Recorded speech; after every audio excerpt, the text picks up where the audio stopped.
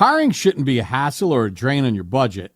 Upwork is your one-stop shop to find, hire, and pay top freelance talent, saving you time and keeping costs in check, all in one place. Do you know the secret to businesses that are scaling faster than ever? They're using Upwork to tap into a diverse pool of skilled freelancers across various industries. With more than 2 decades of experience, with a simple and ambitious goal, to pioneer a better way of working. Posting a job on Upwork is easy. No cost to join. You can register, browse freelancer profiles, get help drafting a post, or even book a consultation. From there, you connect with freelancers that get you and can easily hire them to take your business to the next level. Upwork makes the entire process easier, simpler, and more affordable with industry-low fees.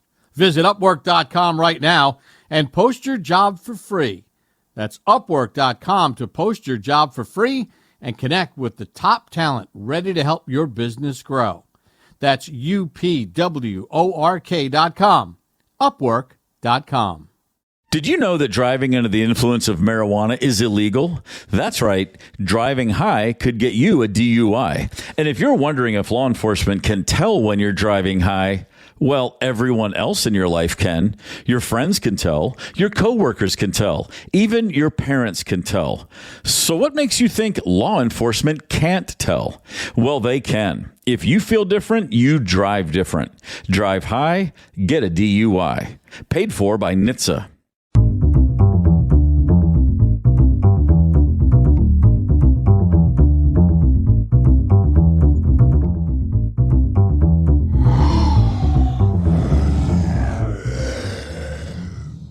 I keep thinking we're going to maybe do a new intro, because let's face it, that's not the greatest intro. My name's Jeremy Harper. You're listening to Raising Howl, and you're listening for probably a specific reason. You're listening because we're 1 week away from Red Wolves football. 1 week. All those months we've been waiting, it's coming to an end. The spring practices, the transfer hall, the summertime sweating. It's over. It's for real. It's starting tomorrow. Well, not tomorrow. Did I say tomorrow? It's starting next week. It's starting on Saturday. Game time. Temperature is supposed to be in the 80s. That's something we don't always get for an opening game. Red Wolves football is 1 week away, and it's a little hard to ignore the external distractions. Is college football expanding its playoffs? What will the SEC 9-game in-conference schedule mean for everyone? Is the G5 being strangled to death? Yes, these are all provocative questions, but I don't want to talk about them. I mean, I talk about them a lot. Sometimes I sound like a crazy man when I talk to them. But I want to talk about those things right now. We are 1 week away from Red Wolves football. You know, Red Wolves soccer, by the way, is right now. Yeah, we're 3 games deep already. 3 games deep into the season. Red Wolves are at 1 win and 2 ties. You might recall they don't do tiebreakers anymore. If the score is knotted up at the end of the 90 minutes, that's it.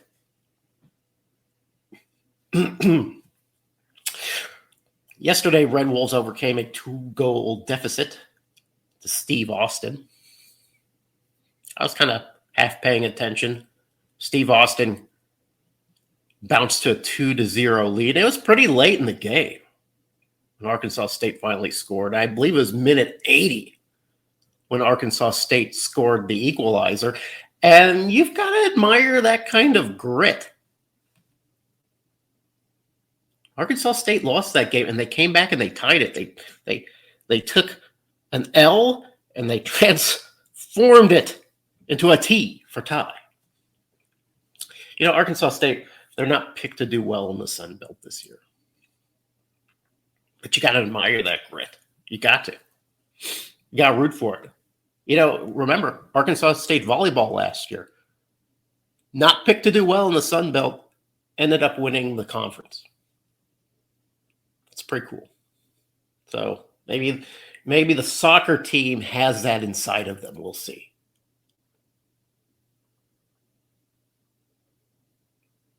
Ryan Pannone's men's basketball team was cited for having the conference's best transfer class. Well, that's cool. The entire team is comprised of transfers, so maybe just based on sheer volume, Pannone has the edge. Listen, snark aside, Pannone has assembled a pretty good team.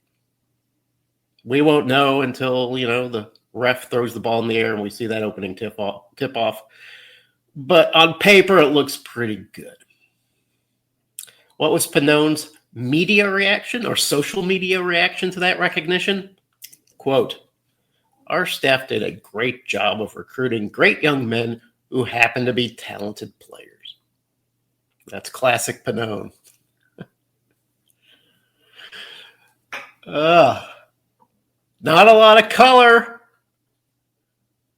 Everybody likes him, though. Red Wolves football is next week, and we open with Southeast Missouri Redhawks.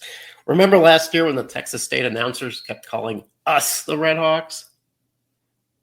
Yeah, that was irritating. We're playing the actual Redhawks on Sunday. And they're picked to finish third in their FCS conference. They finished first last season, and they're pretty damn good.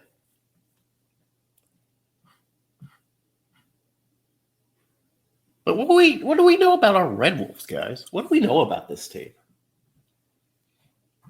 Here's what I know. We have a third-year starter at quarterback in Jalen Raynor.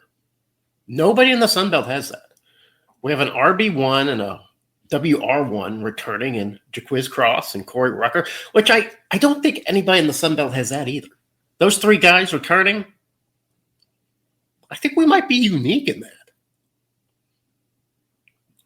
We talk about the transfer churn a lot in college football, but there's a lot of skilled position experience coming back for us. That's a good thing. That's three guys who really know the playbook, three guys who know their roles, three guys who know what the expectations are. Three guys that Coach Butch Jones doesn't have to worry about too much. He can focus on the other guys. I think that's pretty valuable. I think that's why Coach Jones was so jolly at the Sun Belt Media Days.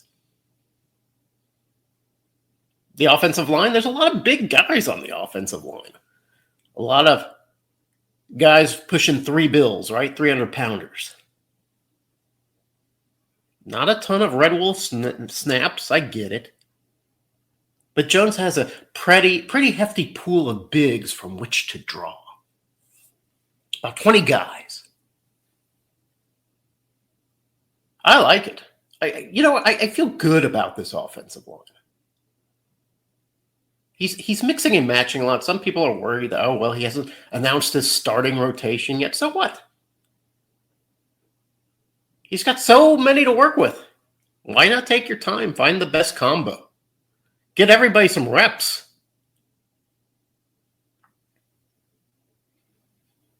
We're going to need them all. We always do. The secret weapon to the offense might be the tight ends this year. Tyler Little is back.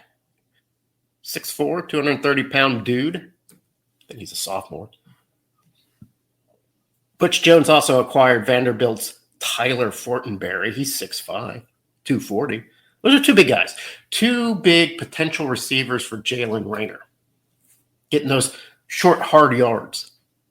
We don't do that as a team very much. And it bugs me because the Sun Belt actually does a pretty good job of involving tight ends. I think of Coastal Carolina especially. I'd love to see Heckendorf use those guys more often to move the chains. Are they ready? I don't know. I'm not a coach. I don't evaluate talent. I just know what I want to see. And I want to see 6'4" Tyler Little and 6'5" Tyler Fortenberry, the twin Tylers, rumbling down the field. That's what I want. Everybody's a little nervous about the defense. Yeah. Lost about 70% of last year's production. Red Wolves' defense statistically was not good last year. It wasn't good, statistically. You may recall some moments where the Red Wolves' defense held at critical points. Heck, we won 8 games last year. You don't win 8 games without your defense holding the line at critical points. But for the most part, the Red Wolves' defense stunk. Rob Harley, I really do think he did his best, but I don't know. I don't know if he had the pieces. I don't know if he figured out the entire scheme. I don't know. Got a new guy in there, Griff McCauley. We'll see. The metrics stunk, but we lose 70% of the production, but maybe that's not so bad, guys.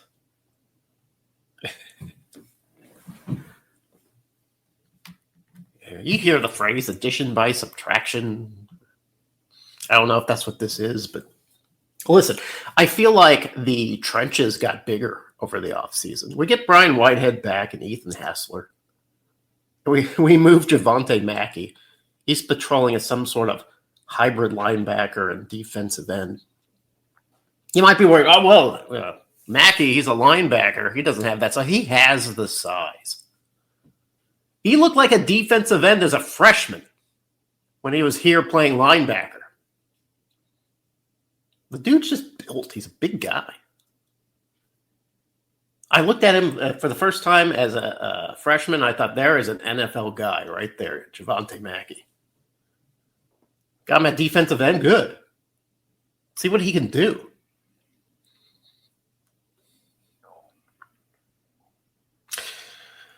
The coach, the staff brought in some experienced beef, too, from different places. Cody Sigler, a 6'3", 297-pounder from West Alabama. People are talking about him. I think Sigler's expected to start. You got Simeon Thomas from McNeese. He's nearly 300 pounds, 6'3" guy. Got Gavin Ramsaw from Coastal Carolina.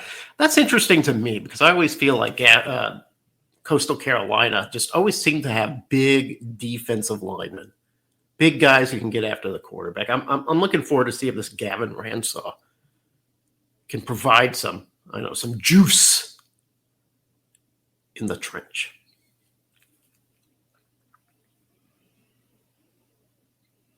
Yeah, so there's some beef. We got 10 guys listed as defensive linemen this year, and they're all big, beefy, some of them very experienced guys.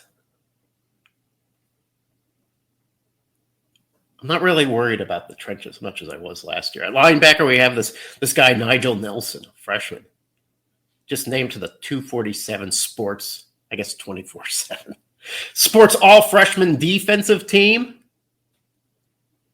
Yeah, a little under the radar. I think he started his career as a safety, maybe. The big guy, Nigel Nelson, going to be our starting linebacker, maybe. Maybe. I bet he gets plenty of reps. I feel like he's our new Javonte Mackey. Anyway, the linebackers need some guys. I'm not really worried about the linebackers. What I'm worried about is the pass defense. I'm worried about it. I don't like seeing big pass plays against our defense. I don't like seeing that. There's nothing more deflating when you're in the stands. It's 3rd down and 5 or whatever. And bam, 40-yard play to a wide open wide receiver. That sucks. Jones brought some guys. I mean, he's bringing back a few guys. You know, Brandon Barnes was someone he brought to Sunbelt Media Days. And he likes this kid. You know, Barnes didn't play a whole lot last year, but man, he's counting on him this year. Jones went out into the portal, picked up a little experience. He's got this Avante Dickerson. He's a cornerback, played some for Utah State and Oregon. He came into college football with a high ceiling. He was like a 4-star guy. I don't know if he's produced like a 4-star player yet. Maybe he finally finds it here. Trenton Allen Yao comes in from Appalachian State, grad guy. He says he wants one more year, so we're going to give it to him. You know, maybe our biggest import is safety A.G. McGee, who is a 12-time starter for the Sun Belt champion Marshall Thundering Herd. Yeah, that's the kind of championship experience. That's what our backfield needs. A guy who can point and say, that's not championship level defensive playing, y'all. Get to it. Work.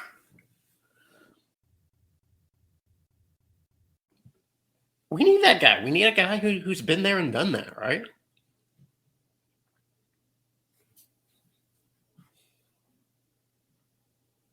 There's a lot of new this year covering the pass. There's just a lot of new. Not a lot of inexperience. There's experienced guys, but there's a lot of new. And what we learn about transfer guys is that they may have experience, but they don't have Red Wolves experience. I'm not saying we play differently than any other football team in college football, but it takes a while to get used to the new system, right? New play calling, new signals, new expectations. I'm glad we have this game with the Redhawks, not a pushover FCS program, but an FCS program that's going to challenge Arkansas State.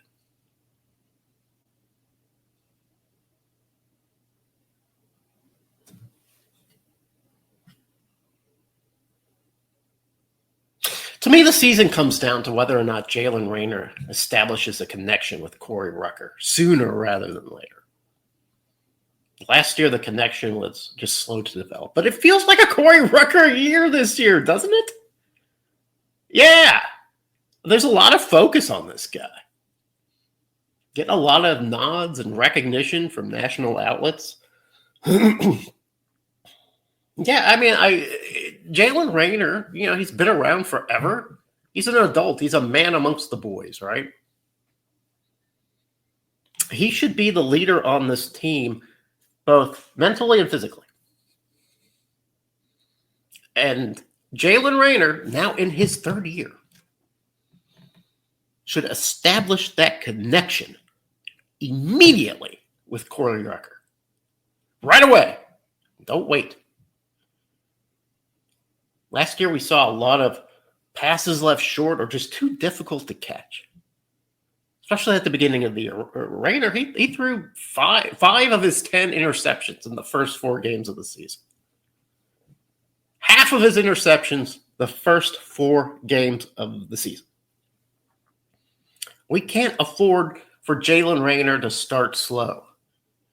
He needs to be confident and ready to go right away, and he needs to find his main guy, Corey Rucker. Immediately. Don't wait. A lot hinges on Mason Myers evolving into an elite center. Man, we don't need mistimed snaps, misplaced snaps. Mason Myers, man, he needs to be on point. When the quarterback has to avert his eyes to relocate the snap, that's a half second, that the quarterback isn't looking for his receiver. That has taken him away from the play. We need that smooth connection between Mason Myers and Jalen Rayner. A lot hinges on playing a set of defensive ends who can pressure the quarterback. Brian Whitehead, I am glad you are back. Javonte Mackey, I hope this transition is the right transition. The other guys that we have brought in, we need to pressure the quarterback, because if the pass game is as iffy as I'm afraid it might be, then we're going to have to pressure the quarterback. We're going to have to force the quarterback to make mistakes. We haven't had that kind of pass rush in a long time. And we need it. We need it bad.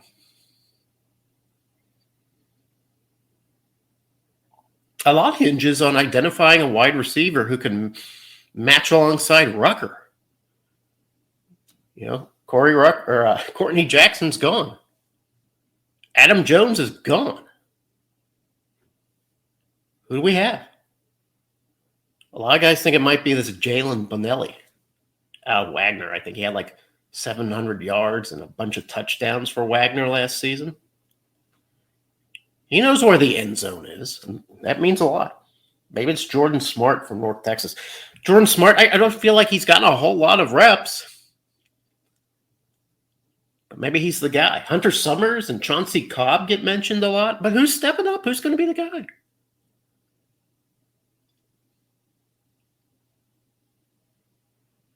Somebody's got to step up. Corey Rucker can't catch them all. What are we going to learn when we play the Red Hawks? Historically, Jones hasn't been a dominator of FCS competition. We win the games. We don't lose against FCS. But we don't dominate either. We never come out of an FCS game going, yeah, we took care of that business. No. It always seems to be a harder struggle than it should be, right?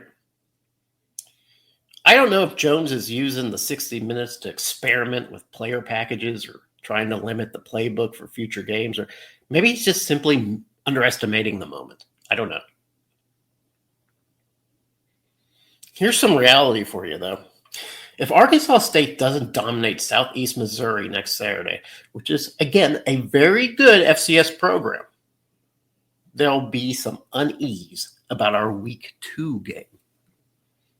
There will be some unease about our game for Week 2. We'll convince ourselves that A-State was holding back to generate some surprise, but we will be uneasy. That's not fair, but life isn't fair.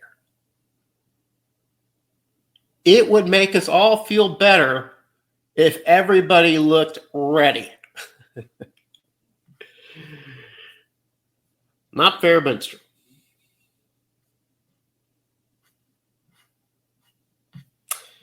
I wanted to leave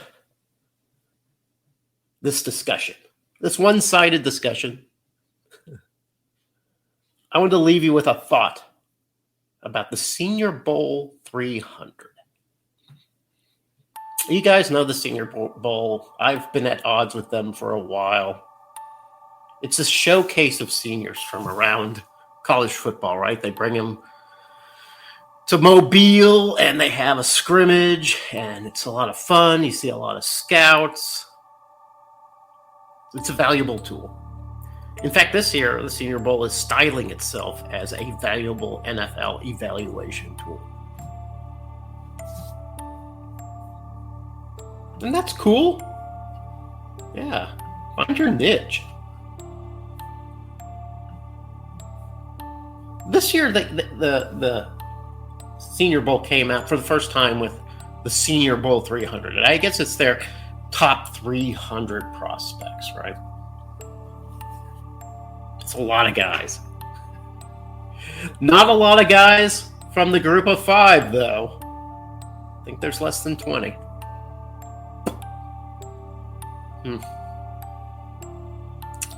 You think maybe that was an accident or maybe unintentional, but no, it's intentional.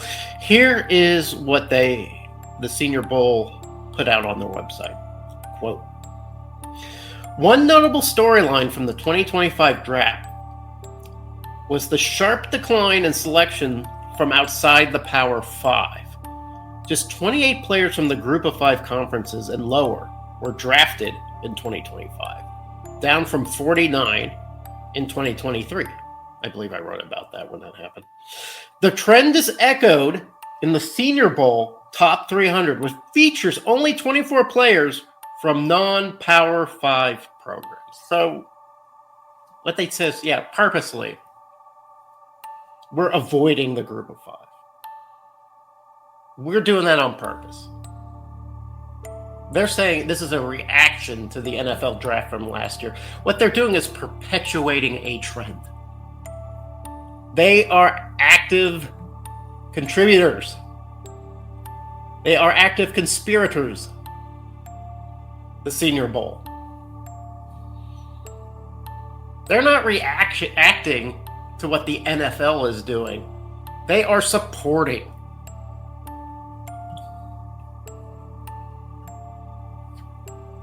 I decided to go ahead and, my first thought was, okay, how many of the members of the Senior Bowl 300, how many of these members are poached to the P4 from the group of 5?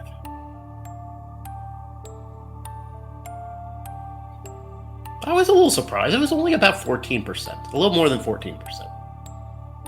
About 14% of the Senior Bowl 300 is comprised of group of 5 players that were recruited by the group of 5 and received all their initial training and experience from the group of 5. That's in addition to the, 19, 18 group of 5 members that were in there. I don't know what to think about that.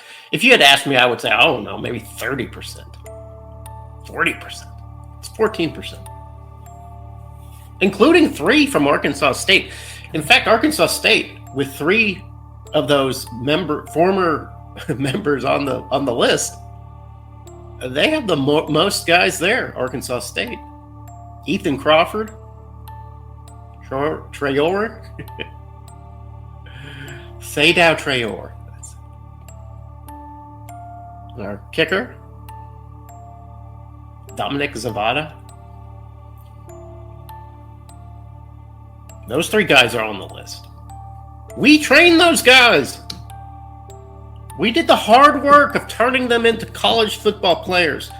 And the reward was to watch them go somewhere else and then become Senior Bowl 300 members. Okay, fine. But 14%. Okay. Maybe that's a lot. Maybe it's not a lot. I don't know. But the fact is that the very best group of 5 players wind up shuffling over to the Power 4. Could be for money, could be for exposure. I don't know. I don't know these kids. They don't talk to me. But that's what's happening. And that the Senior Bowl is willfully deciding to not include group of 5 players. That's a dark sign, guys. That's not a good thing. Because what we're seeing is a creation of a multifaceted system that's choking out group of 5. We're being choked out. I mentioned this years ago. 10 years ago. Let's say it's 10 years ago. I would say, listen, the powers are conspiring to choke out the group of 5, and I get some laughter sometimes. Oh, you're overreacting. I'm not overreacting. Look at what's happening now. You got 2 mega conferences in the Big Ten and the SEC trying, very sneakily, wink, wink, to make it so that the only major college football is between the SEC and Big Ten. The Big 12, the ACC, those 2 conferences, they don't matter anymore. Not in the scheme of high-profile college football. Big 12's going to yak and say that they matter. ACC is going to yak and say that they matter. But they may be at a table, but they're eating whatever SEC and Big Ten serves them. They're eating that, whatever they get served by them. And when they're ready to poach those guys for their best properties, they're going to do it. In the end, college football is just going to be, I don't know, 30 brands. 30 milquetoast national brands with all regional flavor gone. With all Cinderella gone. With all soul gone. And the Senior Bowl is helping it out. I get it. Senior Bowl's a business. They got to sell tickets. They got to sell broadcast rights. They got to sell merchandise. I get it. It probably behooves them to fall in line, right? But that's what's happening. Enjoy this season, Red Wolves fans, because this might be the last normalish season we'll ever get in college football. This could be the last one before the rest of us are regulated as some sort of plan B